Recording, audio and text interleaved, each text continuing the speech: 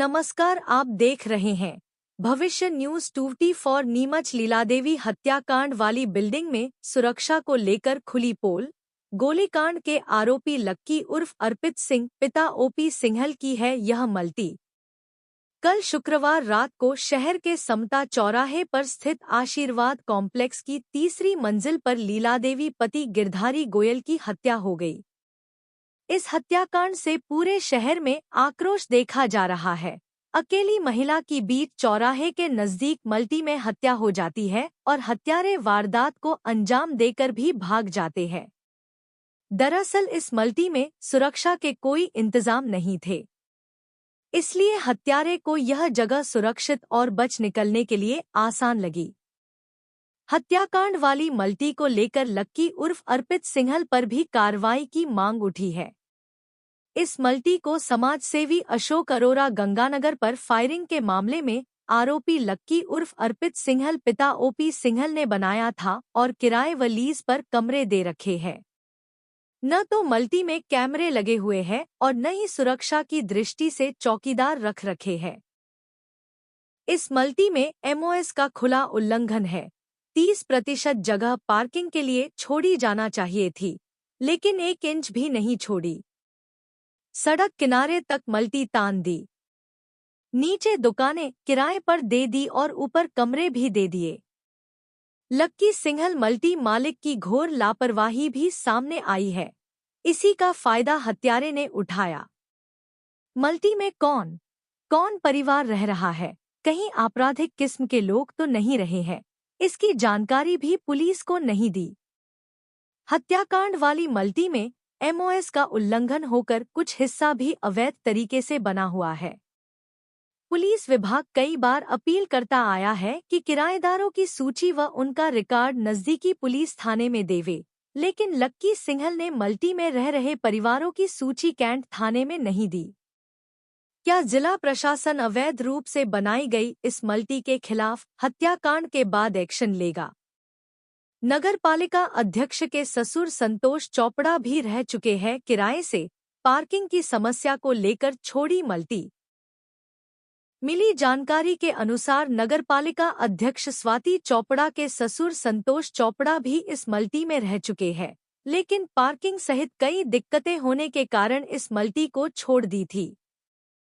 हत्याकांड वाली मल्टी को लेकर जिला अभिभाषक संघ के अध्यक्ष एवं वरिष्ठ अभिभाषक मनीष जोशी ने क्या कहा, देखिए। फ्लोर पर बीती रात एक सनसनीखेज घटना हुई जिसमें एक महिला की संदिग्ध अवस्था में खून से लथपथ लाश मिली। ये लाश जो है लीला देवी पति गिरधर लाल गोयल की थी और ये जो मल्टी है ये लक्की सिंघल की मल्टी है। इस मल्टी के सुरक्षा इंतजामात को लेकर मेरे साथ बात करने के लिए मौजूद है वरिष्ठ एडवोकेट मनीष जी जोशी साहब। आइए बात करते हैं। सर, क्या कहेंगे इस पूरी घटना को लेकर और मल्टी के सुरक्षा इंतजामात को लेकर? देखिए, जिस तरीके से वो मल्टी बनी हुई है उसको अगर कोई भी व्यक्ति देखेगा तो वो साफ तौर पे ये जाहिर होता है कि पूरी तरीके से वो मल्टी जो है गैर कानूनी तरीके से बनाई गई है, क्योंकि नीमच का एक प्रमुख चौराहा है बंसल चौराहा, उस पर वो मल्टी बनी हुई है और मल्टी में निश्चित रूप से रेसिडेंशियल एरिया के लिए होती है और उसमें कई परिवार जो है निवास करते हैं। लेकिन ठीक उसके विपरीत अगर आप नीचे देखेंगे तो नीचे उस मल्टी में एक छोटा मोटा मार्केट है जहां पर पार्किंग की व्यवस्था होनी चाहिए थी मल्टी वालों के लिए, वहां पे पूरा एक मार्केट चल रहा है। और उस मल्टी की आप स्थिति देखें कि कल जो मेन चौराहा है उसकी मल्टी के 3rd फ्लोर में एक महिला को चाकू से गोद दिया गया और पता नहीं चला। मतलब आप इस बात का अंदाजा लगाइए कि मल्टी में सुरक्षा के क्या इंतजाम आते हैं। वहां पे कोई वॉचमैन इन परिवार वालों की सुरक्षा के लिए नहीं है और परिवार वालों की सुरक्षा के लिए कोई वॉचमैन नहीं है, दूसरी कोई सुरक्षा नहीं है। ठीक उसके विपरीत आपने मार्केट वहां नीचे आप चला रहे हैं जहां लोग रोज सैकड़ों की संख्या में वहां आते हैं, वहां बैठते हैं और आपको उन लोगों की आने जाने वालों की जानकारी नहीं है कि वो किस पर्पज से उन होटल्स में बैठ रहे हैं या उन दुकानों पे बैठ रहे हैं। हो सकता है कि वो ऐसे असामाजिक तत्व हो जो ऊपर जो परिवार रह रहे हैं, क्योंकि मैंने सुना कि वहां कुछ अच्छे परिवार, कुछ सभ्य परिवार रहते हैं, उनकी रेकी कर रहे हो और उनके साथ वो कोई हरकत करना चाहते हो। तो ऐसे में ये जो मल्टी जो देखी जाए तो पूरी तरीके से आप एक तरफ देखें, नगर पालिका आप उदाहरण के तौर पे समझिए कि 100 फीट का प्लाट देती है तो उसमें आपसे 30 फीट छुड़वा देती है। और आप यहाँ देखें कि इस मल्टी में बीच चौराहे पे होते हुए, बीच मार्केट में होते हुए 1 इंच जगह नहीं छुटी हुई है। पूरा पूरा उसका MOS का उल्लंघन है। और राज सुरक्षा की दृष्टि कौन रह रहा है, रजिस्टर्ड ऑनर उस फ्लैट का कौन है, उसमें कौन किराएदार है, उसकी कोई जानकारी किसी के पास है या नहीं है, सब राम भरोसे चल रहा है। और मेरा ये मानना है कि इस तरीके से नीमच शहर के बीचों बीच किसी भी चौराहे पे ऐसी बिल्डिंग कभी नहीं होना चाहिए और इस तरीके की परमिशन नगर पालिका को किसी भी स्थिति में नहीं देना चाहिए जिस तरीके से इसको। और मेरा तो ये मानना है कि आप अगर मैंने जैसा बताया आइदर साइड कि ऊपर रेसिडेंशियल एरिया है, नीचे कमर्शियल एरिया है, तो क्या इस मल्टी के जो मालिक हैं या जो मल्टी में जो रह रहे हैं या जो मालिक हो गए वो इस तरीके का टैक्स नगर पालिका में पे कर रहे हैं जी। तो मुझे लगता है कि पूरा ये गैर कानूनी तरीके से जो है बनी हुई है और चूंकि सुरक्षा के इंतजाम नहीं थे वहां पे और उसी बात का फायदा जो है जिसने भी ये हरकत करी है, जो भी क्रिमिनल था, उसने इसी बात का फायदा उठाया। सर, रेकी वाली बात भी आपने कही, सिक्योरिटी गार्ड की प्रमुख बात ये सामने आ रही, किसी तरह से कोई भी घुस सकता है और इतनी बड़ी घटना बीच चौराहे पर हो जाना, नीमच में आक्रोश से क्या आप जिम्मेदार मानते हैं, खास करके बिल्डिंग जिसने भी बनाई है उसको लेकर? देखिए, क्रिमिनल्स के लिए सबसे बढ़िया जगह वो होती है जहां पे वो अपराध को आसानी से अंजाम दे सके, जहां पे उसकी निगाह नहीं रहे या एक ऐसा एरिया रहे जहां भीड़ भाड़ वाला एरिया रहे और वहां जाके वो कंफ्यूज कर सके। तो ये जो एरिया है ये भीड़ भाड़ वाला एरिया है नीचे, लेकिन अगर आप ऊपर मल्टी पे जाओगे तो कुछ भी नहीं है, कोई सुरक्षा के उपाय नहीं है, वॉचमैन गेट पे नहीं खड़ा होता है।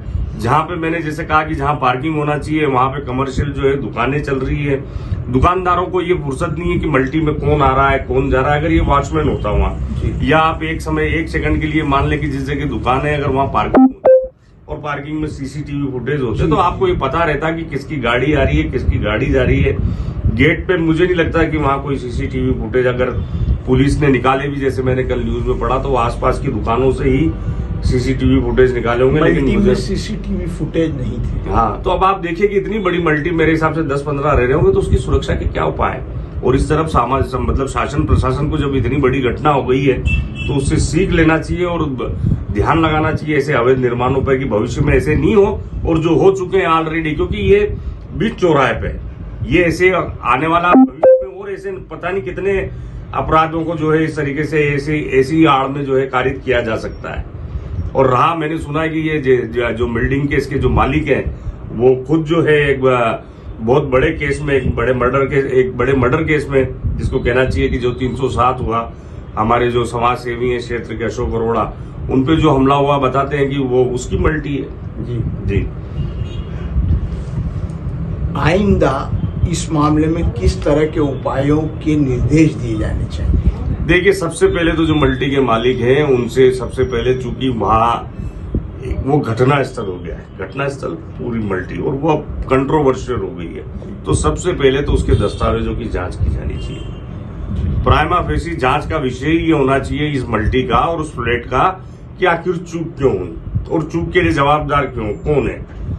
जाने वाले की जान गई, क्रिमिनल अपना काम करके चला गया, हत्यारा अपना काम करके चला गया, लेकिन वो काम किन कमजोरियों की वजह से हुआ और एक हत्यारा उसको एक हत्या को कैसे अंजाम दे पाया, उसके क्या प्रमुख कारण है, उन कारणों पे ध्यान लगाया जाना चाहिए। सुरक्षा के उपाय वहां उस बिल्डिंग में बिल्कुल नहीं है। चलिए, ये तो एक मानव द्वारा किया गया कृत्य है, लेकिन आप उस मल्टी में जाके देखिएगा कि क्या फायर सेफ्टी सिस्टम लगे हैं, नीचे आग लग रही है। आग कैसे लग रही है कि नीचे में मेरा आने जाने का वो रास्ता है, शायद नीचे किसी सेव वाले की दुकान है। भगवान नहीं करे किसी दिन कोई वहां कोई दुर्घटना हो जाए तो उस मल्टी में ऊपर कोई आपके लिए आग से बचने के लिए कुछ प्रबंधन है, या ऐसी और भी कोई भी प्राकृतिक आपदा आ जाए तो उस बिल्डिंग में जान बचाने के लिए क्या सिस्टम है? कोई भी सिस्टम नहीं है। तो ऐसे लोगों को निश्चित रूप से जो है जो भी उसमें खामियां रह गई है वो नगर पालिका या प्रशासन शासन को उस मल्टी का जो मालिक है उसको नोटिस देकर दुरुस्त कराना चाहिए, पेनल्टी लगाना चाहिए, और जितना भी MOS का उल्लंघन है उसको तोड़ना चाहिए, जिससे कि आने वाले समय में कोई भी इस तरीके की हिमाकत नहीं कर सके और इस तरीके के अपराधों को बढ़ावा नहीं मिल सके। जांच जब हो रही है तो जांच के घेरे में क्या जो बिल्डिंग जिसकी है लक्की सिंह जो नाम बताया जा रहा है, क्या वो भी इसमें कहीं ना कहीं दोषी है? प्रारंभिक रूप से दोषी हो या नहीं हो, लेकिन पूछताछ होनी चाहिए उससे जी। उससे पूछताछ बिल्कुल इस आधार पर होना चाहिए कि आपने क्या सिस्टम है और आपकी मल्टी में कौन लोग जाते हैं आते हैं, उसका आपके पास क्या हिसाब है। अगर आप उस मल्टी के मालिक हैं तो आपके पास क्या हिसाब किताब है, क्या आपकी मल्टी में कौन लोग जा सकेंगे, किन लोगों से मिलने जा सकेंगे, और वो ऐसे कौन से लोग हैं जिनको आपने रिस्ट्रिक्ट किया हुआ है कि वो नहीं जा सकेंगे। ये भी होना बिल्कुल होना चाहिए, और इसी शुरुआत जो जांच है वो वहीं से होना चाहिए।